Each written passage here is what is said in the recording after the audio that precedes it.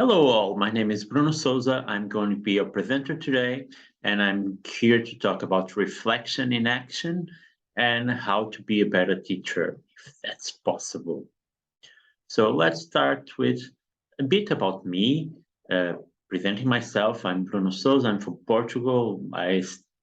I'm from Porto, a city in the north of Portugal, but I'm living in Algarve for a long time now.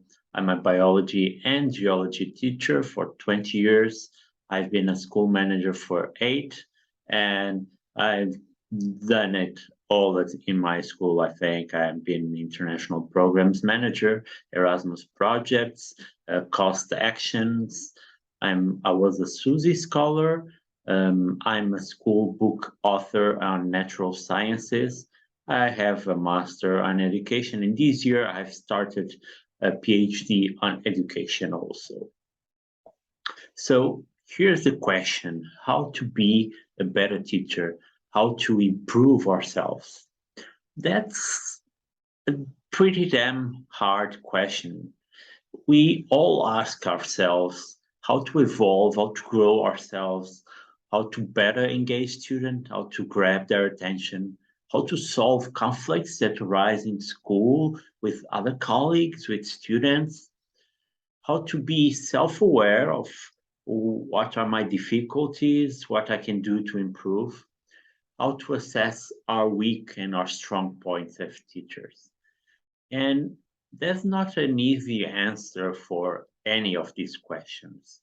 Research shows a lot of paths, a lot of ideas, but it's that's not a mandatory way of doing it. It's very hard to answer in a correct way. It will always change according to place, according to ourselves, our ideals, our way of acting in school and with our students.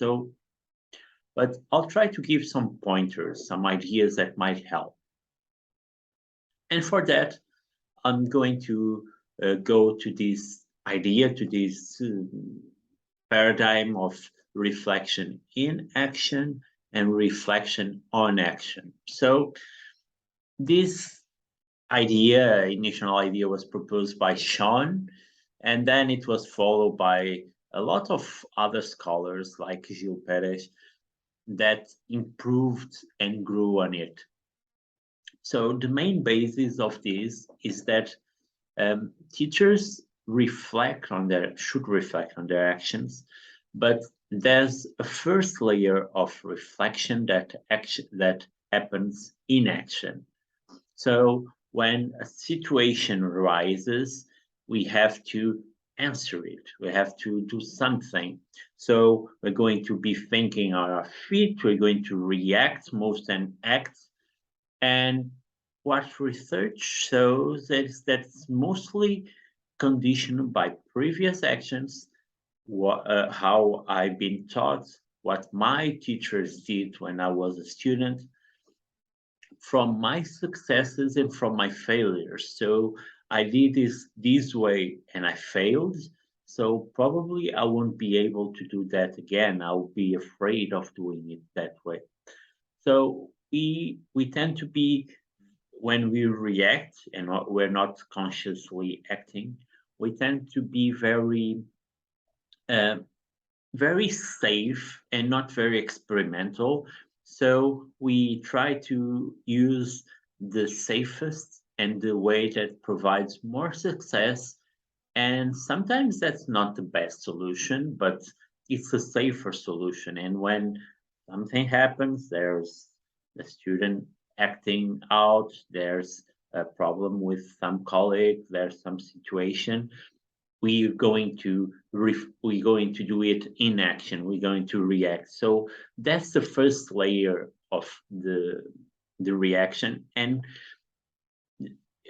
Sean and Perez say that should be thought on, and that's very hard to think on our feet, to reflect while doing it, because mostly we're going to react. But if we can do it, that will improve mostly the way of our reaction and the quality of our reaction. So most students will be able to see that you're going to giving a better answer. You're being more assertive. You're being a better teacher.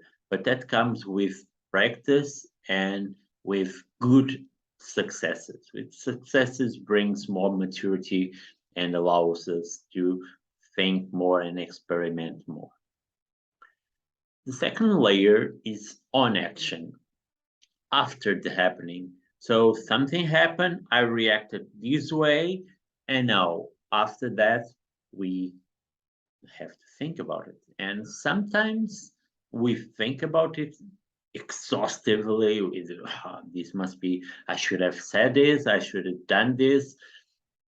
And that's not too bad, actually. We should see, not, we shouldn't um, chastise ourselves and do I did wrong, but we should act on it and see what we did well, what we didn't do as well, what should have improved and said different and did different, and develop a problem solving toolkit.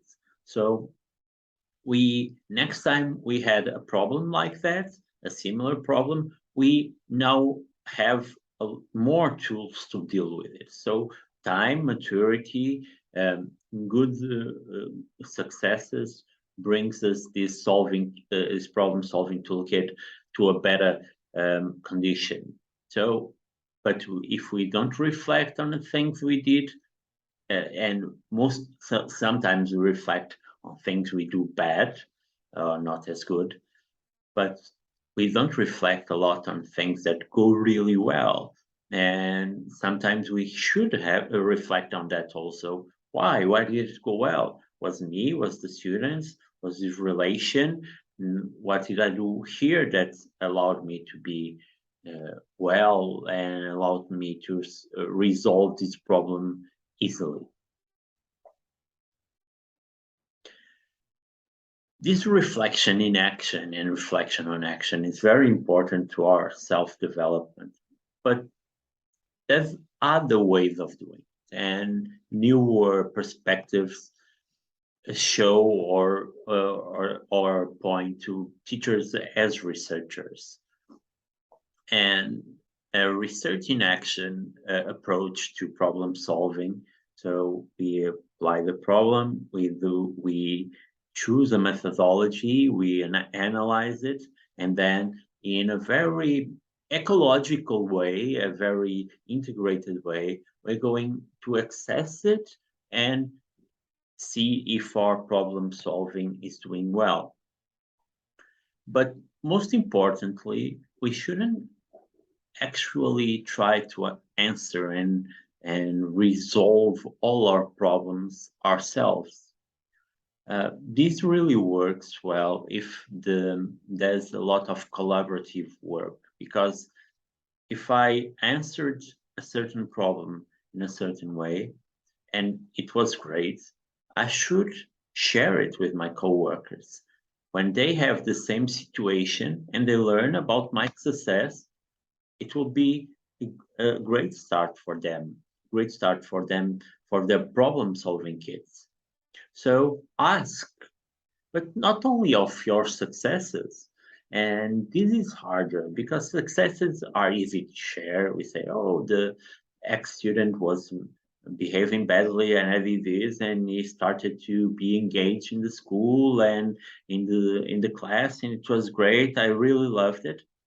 But when we fail and why we fail, we should also ask, what should I have done differently? What would you do?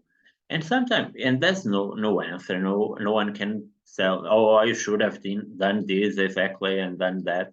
But we should also say, you could have tried this, you could have tried that, and that might help us on our reflection and also help us on that part that's very important. That's growing a community, a teachers community that reflect on each other's work. On the beginning, it's hard to expose ourselves, especially if we're not very happy with our performance. expose ourselves, that I have problems with this class, I have problems with this subject, I'm not very comfortable. But that's the first part of the problem being addressed and being solved. So it's a part we should share. We should take notes of things that go well, of things that go not so well, and discuss them.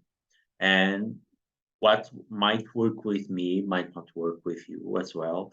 But at least there's different ideas, and different ideas make us reflect differently. Not only we put our biases and our ideals on part, and we are more open to try. If someone says, I tried this and it was awesome, it worked really well, we can try it. Might not work with us, might not work with our classes because each class is different, but we try, and our problem solving kids grows. And the bigger it is, it is easier for us to answer any new problems that might arise. So I bring here two concepts for great teaching: open classroom and shared classroom. These concepts are not new, but sometimes happens that teachers are in a position of power because the they have the knowledge, they have power in the school, in the classroom, so we are used to being the ones in charge of our classroom. So when a colleague enters the classroom and is there, we feel judged. We feel that someone is uh, spying on us, is seeing our problems, is seeing our good things, and that's not very comfortable. It's much more comfortable to be with students, and we say, oh, they're students, they have to learn, they have to know this, they have to follow my rules. But in these two ideas, the open classroom and the shared classroom, teachers work as a group. So I can go to the classroom of another colleague. Other colleagues can come to mine, and we work in collaboration. And they can see a class that I'm having trouble with, and they can give pointers, ideas that I had, and vice versa, helping with the good, helping with the bad. I have a great idea. I have uh, something that I imagine, and I'm going to apply in the next classroom. So I should call a colleague to see, to help him, and to have him help me to evaluate if it went well or not so well. So this concept is very hard in a first environment, in some environments, and it needs hours and it's a good relation with other teachers, but it's something that's essential for a good and quick development of being a teacher. So if I had to give you a pointer, if I had to give you an idea to how to improve as a teacher, is talk, open your classroom, invite other teachers, share your classroom, share your problems, and share your successes. That way, it will help them and it will help you for sure.